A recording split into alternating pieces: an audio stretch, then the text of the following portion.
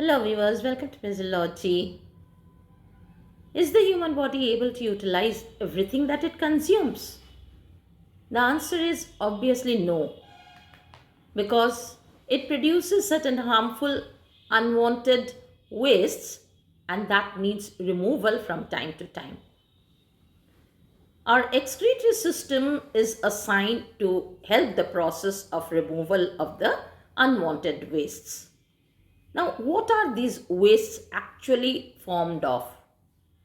The prime waste is nitrogenous waste product because our body cannot utilize any amount of protein that it consumes. Only the part of the protein which is needed for the construction of new cells or for the repair of the worn out cells, that would be utilized. The rest becomes in excess and that needs removal. Along with the nitrogenous metabolic waste, we have excess of salts, excess of water, the carbon dioxide that might accumulate in the body, or some part of little ammonia. All of them also need removal. And here we have some accessory excretory organs along with the primary excretory organ that helps in the elimination. So let's begin with the definition of excretion. Excretion is the removal of harmful, unwanted, nitrogenous metabolic wastes out of the body. And this part is very efficiently performed by the excretory system, the main excretory system. In this main excretory system or the primary excretory system, there are these principal organs. A pair of kidneys which measure individually 10 centimeter by length and 6 centimeter by width. These bean-shaped kidneys are located on either side of the vertebral column close to the last two ribs. This kidney on its inner side has a notch-like structure which is called the hilum. From this portion of the hilum comes out a tube-like structure from each of the kidney and that is called the ureter. So we have a pair of ureters as well. The first coming out of the ureter from the kidney is in the form of an expanded funnel-like structure and that is what we call as the pelvis. Now this pelvis draws down and it becomes little thinner till it goes and enters into a urinary bladder. That urinary bladder is for the temporary storage of the urine that is produced in the human body and it needs intermittent removal from time to time when the capacity of the urinary bladder is reached to the optimum. That is around 300 ml when stored in the urinary bladder needs removal. But it may vary from one individual to the other.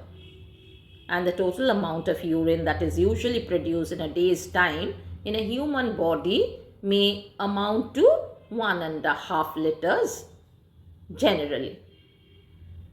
This insertion of the ureters into the urinary bladder comes in the form of a projection and that is guarded by circular muscles. Those circular muscles are efficient in maintaining the opening and closure of those ureters into the urinary bladder. It is at the time of micturition or urination where the urinary bladder can throw the waste or the urine via the urethra through a urethral pore. A pressure is exerted on the walls of the urinary bladder.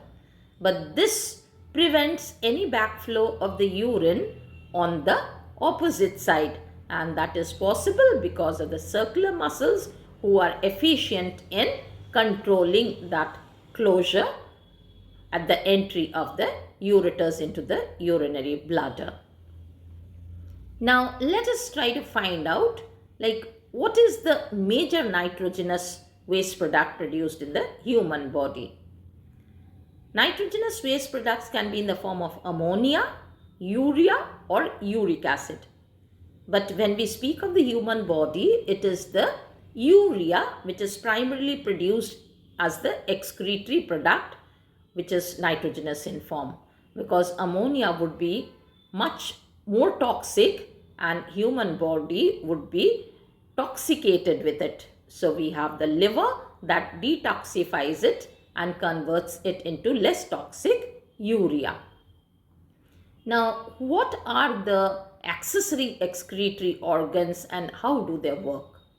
Other than the excretory system or the primary excretory system, the accessory excretory system comprises of the skin, which helps with the sweat glands and the sweat pore to remove the excess of water and the salts, rather the excess of salts.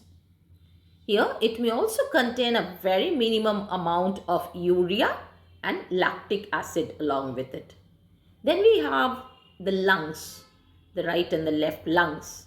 After the process of respiration, it has to remove the expired air, which is rich in carbon dioxide. And along with that, it also removes a little part of the water in the form of water vapor.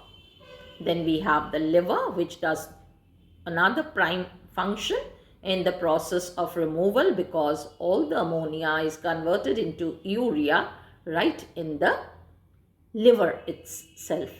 And here this detoxification, which is by the breakdown of the cholesterol, nicotine and several other drugs along with the excess of proteins.